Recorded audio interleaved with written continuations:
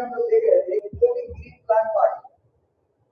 Plant part है, ठीक है, ये सपोज करो ये तो मेंटल सेल्स जो है हम लोग एक सपोज करो एक सेल ले लिया, ठीक है, एक बड़ा सेल लेते हैं, सपोज करो बड़ा सेल, ठीक है, ये प्लांट से लेके अब इसमें मैक्सिमम 90% वॉल्यूम क्या होता है बताओ? वैक्यूल होता है, 90% वैक्यूल होता है, ठीक है, सेल बात ये थी। और इसमें जो है ये हम लोग ने क्लोरोप्लास्ट देखा, क्लोरोप्लास्ट कितने थे लगभग अप्रॉक्स 22 ये है क्लोरोप्लास्ट, ठीक है, ये लगभग 22-40 होते हैं ना, 22-40 होते हैं मेसोफिल। तो हम लोग ने इसको बड़ा किया था, हाँ, ये क्लोरोप्लास्ट को बड़ा किया था, राइट। अभी क्लोरोप्लास्ट में ये देखा था हम लोग, हाँ, ये थैलेकोइड मेम्ब्रेन, ठीक है, डबल मेम्ब्रेनस स्ट्रक्चर है, राइट, और ये माइटोकॉन्ड्रिया से काफी बड़ा है साइज इसका, है ना, हाँ, क्या बताया था साइज इसका? 4 to 10 micron, 4 to 10 in general 4 to 10 micron metre, है ना, और माइटोकॉन्ड्रिया कितना था? 1 to 4, ठीक है, 1 to 4 था। तो यहाँ पे हम लोग ये देख रहे थे कि यस इसके अंदर जो है ना डीएनए भी था, इसके अंदर क्या था? डीएनए, आरएनए और राइबोसोम, तो ये अपना, हाँ, ये राइबोसोम 70 ये जो है ना, यस ये इंपॉर्टेंट पॉइंट है 70। अब यहाँ इंपॉर्टेंट पार्ट था वो ये था कि भाई ये थैलेकोइड की जो मेम्ब्रेन है, पहले इसको देख लेते हैं। थैलेकोइड एज ए फाइलम होते हैं, उसको हम लोग क्या बोलते हैं? ग्रैनम, इसको बोलते हैं हम लोग ग्रैनम। इसका प्लूरल क्या है? ग्रैना, प्लूरल है ग्रैना, ठीक है, इसका प्लूरल ग्रैना। अब इसी बेसिस पे इस मेम्ब्रेन को, थैलेकोइड मेम्ब्रेन को हम लोग ग्रैनल लैमेला कहते हैं, ग्रैनल लैमेला। और ये स्टोमा है, ये क्या होता है? स्टोमा है, तो इसको हम लोग बोलते हैं स्टोमल लैमेला, इसको बोलते हैं स्टोमल लैमेला, ठीक है। अब अगर सपोज करो एक थैलेकोइड को हम लोग देख पाते हैं, एक थैलेकोइड, तो ये थैलेकोइड है, हाँ, सिंगल मेम्ब्रेनस स्ट्रक्चर है थैलेकोइड। यहाँ पे फिगर करना है, फिगर ये था क्लोरोप्लास्ट, फिगर ये क्या है? क्लोरोप्लास्ट है, ठीक है। ये फिगर क्या है? सेल है, मेसोफिल सेल, मेसोफिल सेल दो तरह के होते हैं, वेल सेड पैरेन्किमा और स्पॉन्जियो पैरेन्किमा, वेल सेड पैरेन्किमा और स्पॉन्जियो पैरेन्किमा, ठीक है। अब ये थैलेकोइड है, फिगर थैलेकोइड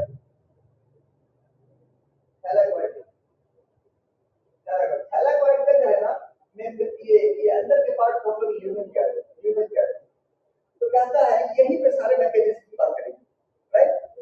तो जब ये नाम जो है ना बहुत ही इंपॉर्टेंट, बहुत ही क्लियर कट है, चीजों को बता देता है। ये आधा पार्ट है जिसमें फोटोकेमिकल रिएक्शन होगा, हाँ, लाइट के हेल्प से रिएक्शन होगा, that is called as photochemical reaction. Light energy is converted into chemical energy, है ना, उसी को फोटोकेमिकल रिएक्शन कहते हैं। क्या कहते हैं लोग? Photochemical reaction. और वो जो है थैलेकोइड के मेम्ब्रेन को होती है, और ये बताओ थैलेकोइड के मेम्ब्रेन को होती है, ठीक है। अब हम लोग थैलेकोइड के मेम्ब्रेन को अगर हम लोग मैग्नीफाई करें, उसको बहुत ज्यादा इलाबोरेट करें, यहाँ पे हम लोग ये पाते हैं, यहाँ पे क्या पाते हैं भाई? यस, ये देखो ये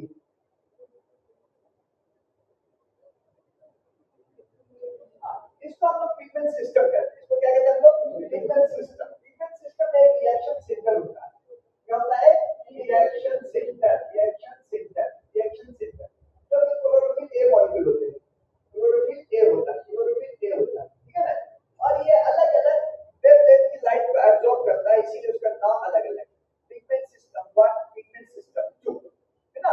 पिगमेंट सिस्टम 1 700 नैनोमीटर की वेवलेंथ को एब्जॉर्ब करता है, पिगमेंट सिस्टम 680 नैनोमीटर, है ना।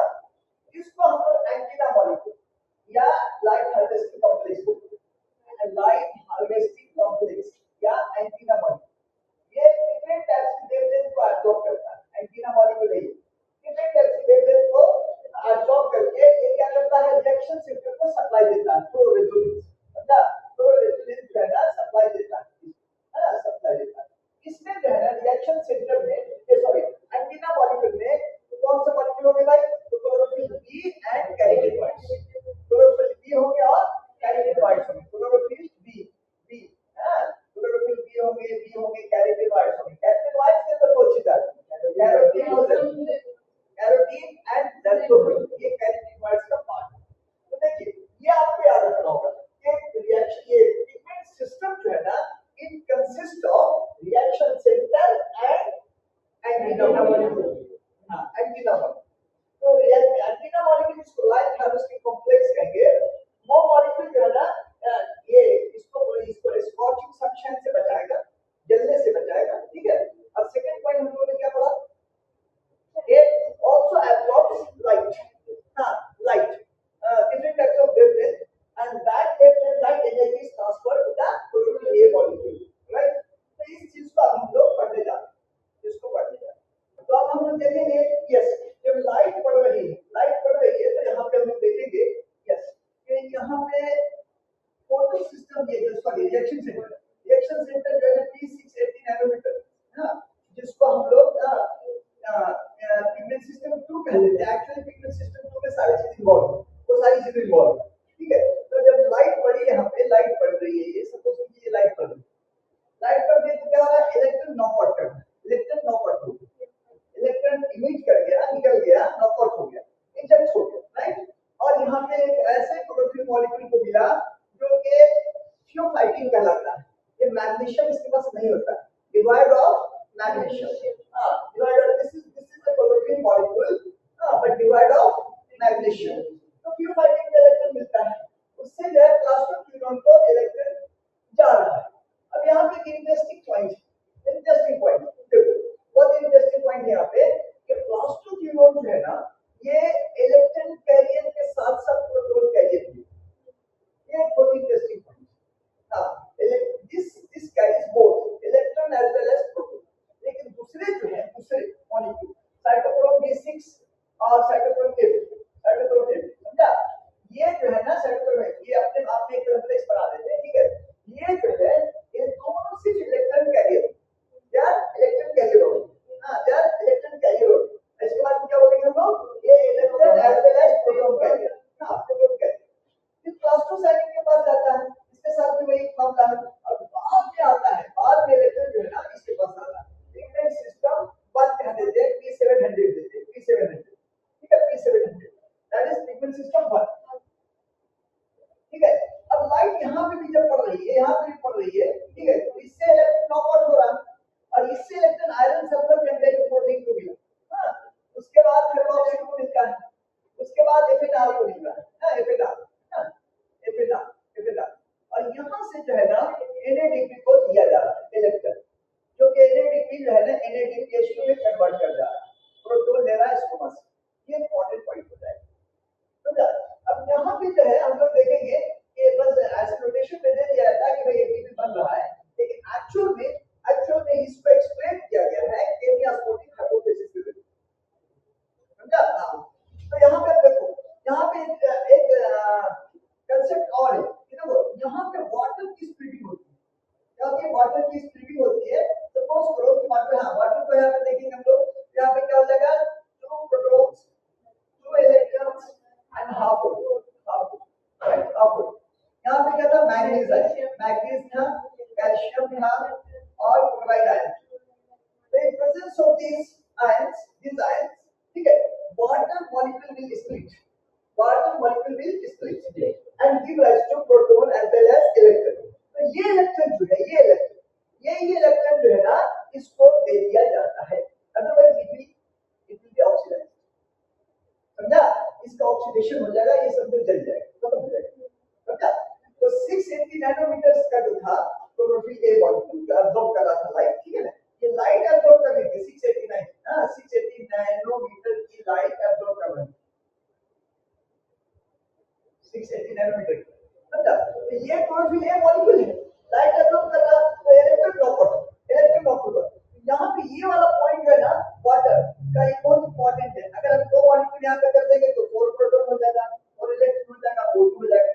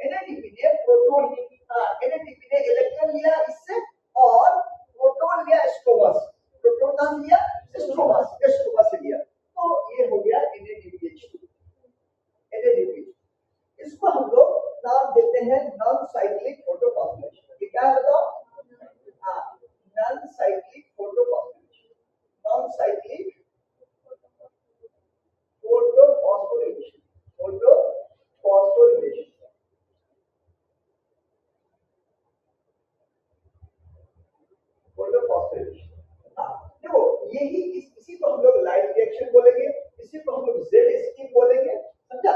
और जेड स्किप यही है, लाइट रिएक्शन यही है, ठीक है। जेड स्किप भी इसी को बोलते हैं, जेड स्किप या फोटोकेमिकल रिएक्शन या लाइट रिएक्शन या हीट रिएक्शन, समझा।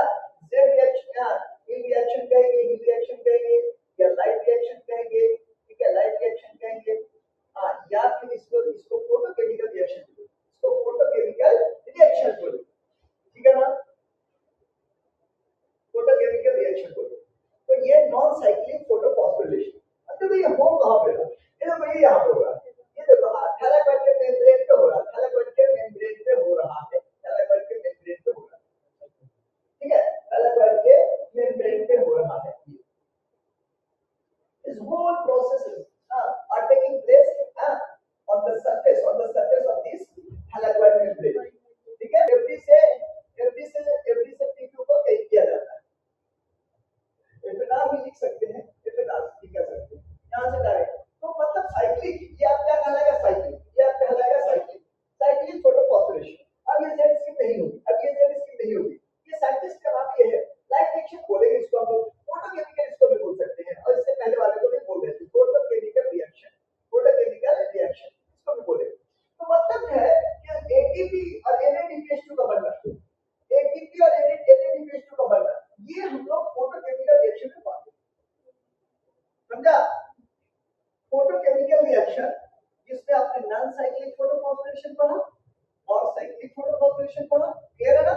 साइक्लिक और नॉन साइक्लिक दोनों ही जो है ना ये लाइट रिएक्शन कहलाएंगे, और ये फोटो वाला जो पार्ट है उसमें involve, that signifies this one, इसको यही बताना बस, ओके फाइन, समझ रहे।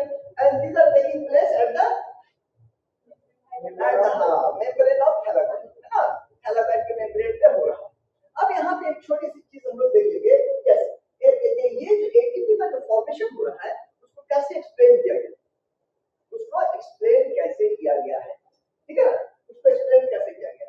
तो यही चीज कि एटीपी जो बन रहा है उसको एक्सप्लेनेशन कैसे किया गया है, तो इसको जो है हम लोग यहाँ देखिए हाइपोथेसिस, केबी ऑस्मोटिक हाइपोथेसिस, हाइपोथेसिस यानी ऑस्मोटिक हाइपोथेसिस, हाइपोथेसिस, हाइपोथेसिस, है ना, यानी ऑस्मोटिक हाइपोथेसिस, क्लियर है। देखो ये पीटर मिचेल है, मिचेल ने दिया था, पीटर मिचेल ने दिया था, ये जो है इंटरेस्टिंगली ये अबाउट 45 इयर्स 47 इयर्स हो चुके हैं, ठीक है ना, हाँ 47 इयर्स हो चुके हैं, एटीपी कैसे बन रहा है ही एक्सप्लेन दिस इस तरह, समझा। और अभी तक कोई इसको नोबेल प्राइज मिला, अभी तक कोई इसको कंट्राडिक्ट नहीं करते, मतलब एटीपी बन कैसे रहा ही एक्सप्लेन दिस, ठीक है ना, तो उसी को हम लोग पढ़ने जा रहे हैं, देखेंगे हम लोग। देखो यहाँ पे मान लो ये थैलाकोइड, ये क्या मान लो थैलाकोइड, ये क्या मान लो थैलाकोइड, ये थैलाकोइड है मान लो, थैलाकोइड,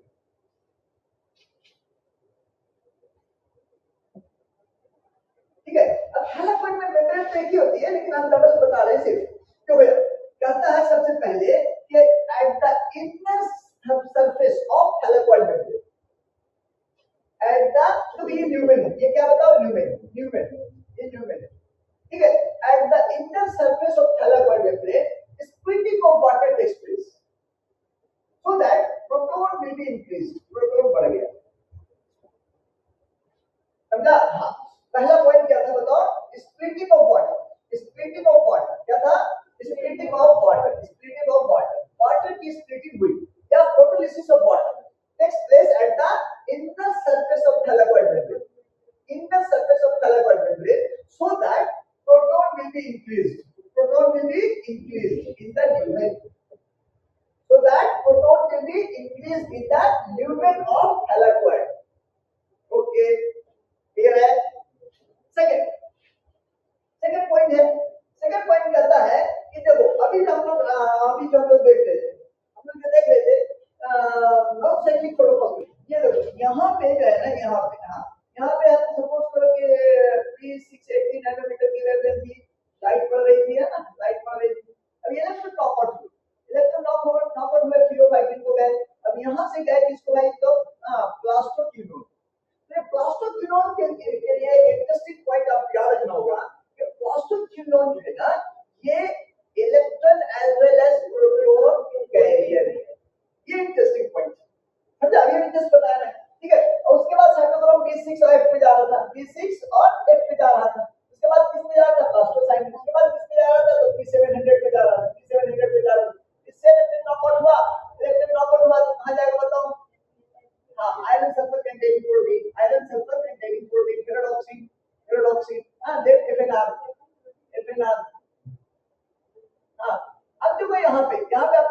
NADP तो कहता है कि यहाँ पे जब इलेक्ट्रॉन आया तो नेचुरली जो है ये प्रोटॉन ले लेता है कहां से, स्टोमा से। कहां से ले लेता है, स्टोमा से ले लेता है प्रोटॉन, स्टोमा से। तो यहाँ पे तो कहेंगे मोस्ट इम्पोर्टेंट पॉइंट ही, मोस्ट इम्पोर्टेंट कि why transferring electron from pheophytin onward PQ takes up proton, ये इलेक्ट्रॉन तो मिला ही इसको फ्यू फाइटिंग से, बट प्रोटॉन ही टेक्स फ्रॉम स्टोमा, समझा। तो PQ जो है ना, यहाँ पे आपका इंपॉर्टेंट पॉइंट यही है, PQ is not an electron carrier only but also proton, सिर्फ इलेक्ट्रॉन को कैरी नहीं करता, प्रोटॉन को भी करता। तो हम लोग सिंपल में क्या बोलेंगे, PQ is electron as well as proton carrier, is electron as is an electron carrier, electron as well as proton carrier, as well as proton carrier, proton carrier, proton carrier।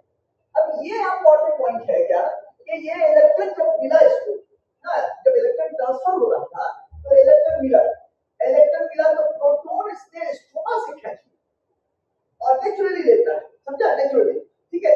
Earlier I was thinking that they are just taking itself as a stable compound, लेकिन naturally दिख रहा है, I was searching, ठीक है। तो लिख रहा है तो नेचुरल फिनोमेना, ठीक है, कि उसको प्रोटॉन को क्या करता है, वो खींच लेता है स्टोमा से, और जब जो है ना फिर वो उसी प्रोटॉन को कहां डाल देता है, इसमें थैला करके प्रोटॉन फिर से बढ़ गया, समझा, प्रोटॉन फिर से बढ़ जाता है, is an electron as well as proton carrier। ये specially is not only electron carrier but also proton carrier, ठीक है। और थर्ड पॉइंट इजी है, कहता है कि NADP reductase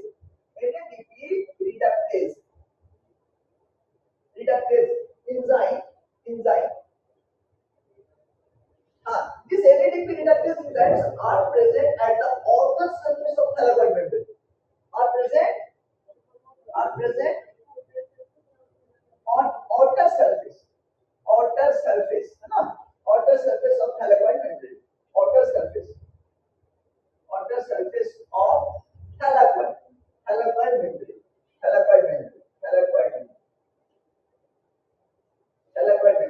अब यही एंजाइम जो है ना क्या करती है, ये एंजाइम क्या करती है भैया, NADP के जो इलेक्ट्रॉन मिला है कहां से मिला बताओ, पिगमेंट सिस्टम 1 से मिला, ठीक है। और यहीं पे इसने प्रोटॉन को खींच लिया, समझ गए, स्टोमा से, तो बन गया NADPH।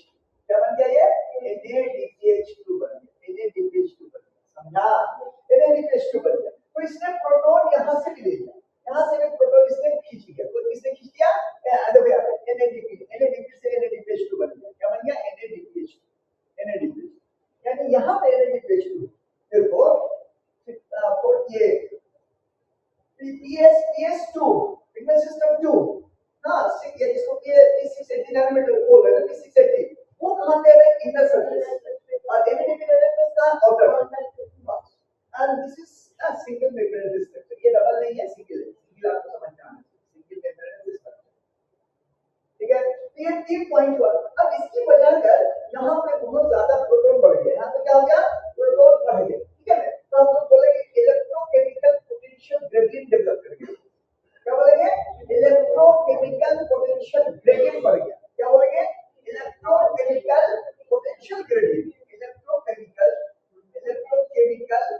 पोटेंशियल ग्रेडियंट डेवलप कर गया, पोटेंशियल ग्रेडियंट डेवलप कर गया। इसके लिए एक वर्ड और बोला जाता है, प्रोटॉन मोटिव फोर्स, समझा। अब ये जो है ना, अब इसको जो है ना, यहाँ पे प्रोटॉन बढ़ गया ज्यादा, स्टोमा में घट गया, प्रोटॉन यहाँ बढ़ गया, स्टोमा में घट गया, तो निकलने का बैलेंस बनाना, बाहर और अंदर बराबर है प्रोटॉन, बैलेंस बनाने की एक ही चीज है जिसको एटीपी सिंथेस बोला जाता है, समझा, एटीपी सिंथेस बोला जाता है, समझा। अब इसको अच्छा इंपॉर्टेंट चीज है यार, ये देखिए थैलाकोइड, मान लीजिए थैलाकोइड, अब यहाँ पे है, अब देखिए यहाँ पे जो है ना, इसको कपलिंग फैक्टर बोलते हैं, अब क्या बोलते हैं इसको, कपलिंग फैक्टर, हाँ, CF0 और CF1, इसको क्या बोलते हैं, CF1, हाँ, कपलिंग फैक्टर 1, कपलिंग फैक्टर 0 ना, 0 कपलिंग फैक्टर 1, इसी या एटीपी सिंथेस, इसका क्या नाम है, एटीपी सिंथेस। तो यहाँ पे प्रोटॉन बहुत बढ़ चुका है, यहाँ पे क्या हुआ, प्रोटॉन बहुत ज्यादा बढ़ चुका है, कैसे बढ़ा भाई, तो तीन तरीके जो मिचेल ने एक्सप्लेन किया, और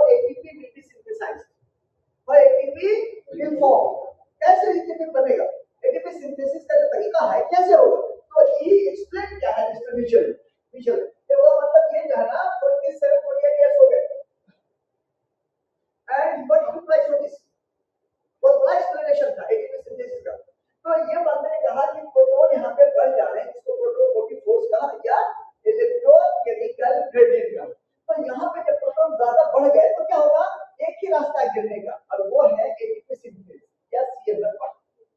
एटीपी सिंथेस बोलते हैं, क्या बोलते हैं, ATP synthase, synthase, synthase, ATP synthase. तो यहाँ पे जब प्रोटॉन गिरेगा तो क्या होगा, कहता है कि एडीपी से इनऑर्गेनिक फॉस्फेट जोड़ करके एटीपी बना है। यही देखिए फोटोफॉस्फोरिलेशन, इसी को जो है ना फोटोफॉस्फोरिलेशन कहते हैं। Photofossilation is equal, and this will take place in both non-cyclic photofossilation as well as cyclic. Non-cyclic में NADPH पे एक और मॉलिक्यूल एक्स्ट्रा है, वो एनर्जी रिच मॉलिक्यूल है बनता है, लेकिन ATP जो है साइक्लिक में और नॉन-साइक्लिक दोनों में बनता है। NADPH तो only NADPH, only non-cyclic photofossilation में बनता है। क्लियर है ना? Yes. तो ये चीज जो है एक्सप्लेन किया गया किसके जरिए, नीचे के जरिए, और इसी को हम केमियोस्मोटिक हाइपोथेसिस कहते हैं, most accepted theory to explain ATP formation. ठीक है, okay, now will see synthetic phase where sugar will be form, sugar that is glucose. कैसे ग्लूकोज बनेगा इसको हम लोग देखेंगे, राइट। तो देखो सबसे पहले CO2 गैस जो है ना, CO2 गैस इन्वायरमेंट से क्या करती है, डिफ्यूज करके आती है, डिफ्यूज करके, हाँ डिफ्यूजन हो रहा है, हाँ मेम्ब्रेन को क्रॉस कर रही है, राइट। अब ये CO2 गैस जो है ना, ये देखिए CO2 गैस जो है ये आई कहाँ, क्लोरोप्लास्ट के स्टोमा में, हाँ क्लोरोप्लास्ट के स्टोमा में। ये जो है ना RUBP एक मॉलिक्यूल है जो काफी दिनों के बाद समझ में आया, ठीक है। पहले लोगों को ये समझ में नहीं आ रहा था कि ये कार्बन 1 मॉलिक्यूल है, ये कार्बन 5 है, ठीक है। तो यहाँ पे PGA 3 कार्बन कैसे बन गया, तो बाद में साइंटिस्ट ने ओ 2 मॉलिक्यूल है, that is the correct version. यहाँ पे क्या है, 2 मॉलिक्यूल है ना, 2PGA, यहाँ पे क्या बोलेंगे हम लोग, 2PGA, यानी ये C3 कार्बन मॉलिक्यूल है। ये कैसा मॉलिक्यूल है, C3 कार्बन मॉलिक्यूल, हाँ C3 कार्बन मॉलिक्यूल है। अब उसके बाद जो है ना PGAL बनता है, क्या बनता है, फॉस्फोग्लिसरॉल्डिहाइड, फॉस्फोग्लिसरॉल्डिहाइड। फॉस्फोग्लिसरॉल्डिहाइड जो है ना, ये रिडक्शन या रिवर्स ऑस्मोसिस, ये रिवर्स ग्लाइकोलिसिस, क्या कहलाएगा, रिवर्स ग्लाइकोलिसिस। PGAL और एक ढप होता है डाइहाइड्रोक्सी एसिटोफॉस्फेट, ये दोनों मिल करके ग्लूकोज बनाते हैं, जो आप पढ़ेंगे, हाँ ग्लाइकोलिसिस में पढ़ेंगे, ग्लाइकोलिसिस ग्लूकोज बनाते हैं, क्या बनाते हैं, ग्लूकोज। और बहुत सारे ग्लूकोज मिलके स्टार्च बन जाएंगे, क्या बन जाएंगे, स्टार्च, ठीक है। अब यहाँ पे PGL में, हाँ देखो ये मॉलिक्यूल इसमें बचा रह गया, राइबोलोज, हाँ PGL ही आएगा जो राइबोलोज बनाएगा, और फिर ये RUBP बन जाएगा, बस हो गया। ये जो है C3 साइकिल कहलाता है, इसको क्या कहते हैं हम लोग, C3 साइकिल या डार्क रिएक्शन या सिंथेटिक फेज या कैल्विन साइकिल। एकदम सिंपल है, सो सिंपल इट इज, समझा। हाँ कैसे देखेंगे, यहाँ देखो, एक कार्बन और 5 कार्बन, ठीक है, तो यहाँ बन गया, तो 2 3 6 हो गया। अगर यहाँ पे एक ग्लूकोज की बात करें तो 6 कार्बन लेना पड़ेगा, तो 6 भी लेंगे तो ये 12 हो जाएगा, तो ये 12 मॉलिक्यूल हो जाएगा, 12 मॉलिक्यूल हो जाएगा, तो 2 मॉलिक्यूल निकल गया, तो 10 मॉलिक्यूल्स, जो कि सिंप्लीफाइड फॉर्म में है NCERT में। यहाँ पे राइट ये इरिथ्रोज, सेडोहेप्टुलोज, जाइलुलोज भी बनते हैं, तब ये आता है xylulose as well as ribose, तब बनता है एक बड़ी चेन रिएक्शन, राइट। तो बहुत सिंपल फैशन में ये आप देखेंगे ऐसे, इसको हम लोग कार्बोक्सिलेशन कहते हैं, इसको क्या कहते हैं, carboxylation, addition of CO2, carboxylation. ये है रिडक्शन, ये क्या है बताओ, ये रिडक्शन है, ये रिडक्शन, इसको रिवर्स ग्लाइकोलिसिस कहेंगे, क्या कहेंगे इसको, रिवर्स ग्लाइकोलिसिस। और ये है रीजेनरेशन, ये है रीजेनरेशन, समझा। ये बस ये 3 प्रोसेस है, इसी को हम लोग कैल्विन साइकिल कहते हैं। अब हम आपको कुछ इंपॉर्टेंट चीजें बता दे रहे हैं, इंपॉर्टेंट चीजें जैसे देखो यहाँ, ये तो साइकिल है सिंपल वे में, ठीक है। मोस्ट इंपॉर्टेंट चीज जो थी वो थी ये कि इसको हम लोग रूबिस्को एंजाइम के बेसिस पे बोलते हैं, बात करते हैं rubisco enzyme, most important, most abundant enzyme, 30% of all the organic molecules in the plant world, 30% बनाता है, ठीक है। Ribulose, bisphosphate, carboxylase, oxygenase, ribulose, bisphosphate, carboxylase, oxygenase, यानी ये CO2 को ऐड करेगा, अगर ऑक्सीजन ज्यादा है एनवायरमेंट में तो ऑक्सीजन को ऐड करेगा, जो फोटो रेस्पिरेशन में पढ़ेंगे, समझ गए। तो ये रूबिस्को का 2 रोल है, ड्यूअल रोल, राइट। तो ये ऑक्सीलेशन हो गया। अब यहाँ पे रीजनरेशन देखिए, रीजनरेशन, ये रीजनरेशन, समझा। अब इंटरेस्टिंग पॉइंट क्या क्या है यहाँ पे देखिए, 2 मॉलिक्यूल सिर्फ बाहर निकला, जो के ग्लूकोज में 6 कार्बन के बाद 6 कार्बन निकल गया, बाकी जो है ना सारे मॉलिक्यूल्स कहाँ चले गए, रीजनरेशन। तो एक हम आपको फॉर्मूला बता रहे हैं, इंटरेस्टिंग फॉर्मूला ये है, CO2 NADPH2 और ATP। इसको आपको याद रखना है 1:2:3:3। हाँ, ये आपको याद रखना है। अगर C3 की बात करेंगे तो यहाँ पे 6 लगा दिए, 6 यहाँ पे 12, यहाँ पे 18, ये रहेगा, समझा। जिसमें 12 यहाँ पे यूज हो जाएगा। 12 NADPH2 जो बना था कहाँ, फोटो सिस्टम में, हाँ, जिसको हम लोग ने लाइट रिएक्शन कहा था, वहां पे बना था ना ATP, वही यूज होने वाला है कहाँ, मेनली रिडक्शन में। कहाँ होने वाला, तो यहाँ पे 12 NADPH2 and 12 ATP for the formation of 1 glucose molecule, और 6 ATP यहाँ यूज होता है, 6 ATP रीजनरेशन में यूज, समझा, यस। तो ये बेसिक आप याद रखिए, हम C4 पढ़ाएंगे तो वहां पे भी इसको हम बता देंगे इसी बेसिस। तो ये देखिए, अब इसका नाम क्या है भाई, इसका नाम क्या है, फिगर, कैल्विन साइकिल, बहुत फेमस है, साइंटिस्ट का नाम है कैल्विन साइकिल। अच्छा, एक important point, first stable compound, देखो किसी साइकिल में जो पहला स्टेबल मॉलिक्यूल होगा, फर्स्ट स्टेबल मॉलिक्यूल, किसी भी साइकिल में first stable molecule, that is named after that cycle, समझ गए, दैट वुड बी नेम। हाँ देखो यहाँ C3 साइकिल इसीलिए बोलते हैं कि फर्स्ट स्टेबल कंपाउंड है PGA, 3 कार्बन वाला मॉलिक्यूल, 3 कार्बन वाला molecule, that is what it is called as C3 cycle. तो ये C3 साइकिल भी कहलाएगा, ये क्या कहलाएगा, और C3 साइकिल।